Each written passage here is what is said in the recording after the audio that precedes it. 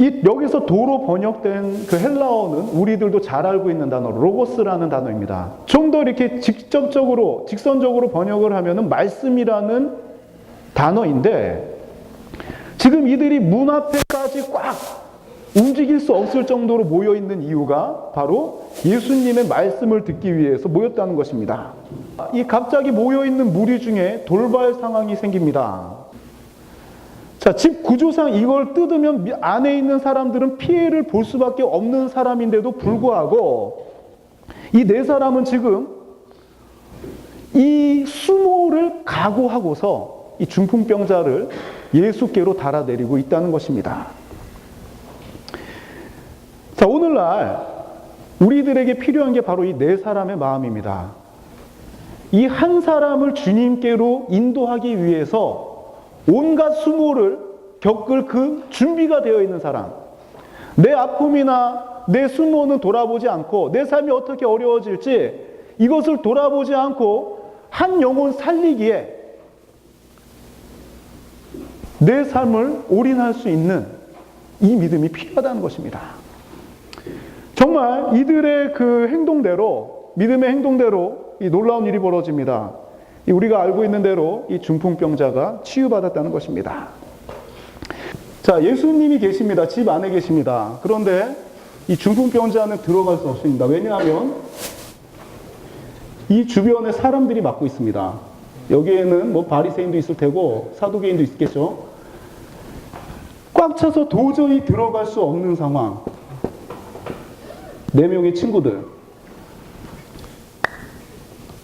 저는 이 설교 준비를 하다가 이 마인드맵을 주로 사용하는데 제가 이 그림을 그리면서 나도 주님 앞에 나아가는데 여기는 사람들이 맡고 있지만 나의 문제들이 맡고 있는 게 아닌가. 삶에 있어서 주님께로 나아가야 되는데, 돌진해야 되는데 내 감정적인 부분들, 상황들, 현실 상황, 그리고 때로는 교회 안에서 같이 하나님의 말씀을 듣고 있는 지체들이 너무나도 많고 너무나도 꽉 차 있고 나랑은 다른 모습이니까 지금 내가 주님 앞에 들어가야 되는데 못 들어가고 있는 상황이 아닌가. 자, 또 이 사람을 보니까 문제가 있습니다. 치명적인 문제, 움직일 수 없는 사람.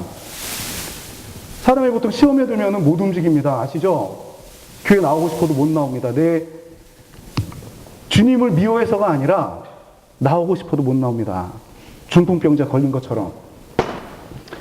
그런데 이들이 지붕을 뜯으면서 이 사람들이 피해를 보기 때문에 내가 이것을 책임져야 하고 내가 이 문제를 갖다 해결하기 위해서 각오가 된 모습으로 지붕을 뜯었을 때, 주님께로 달아내렸을 때 어떤 변화가 일어나느냐.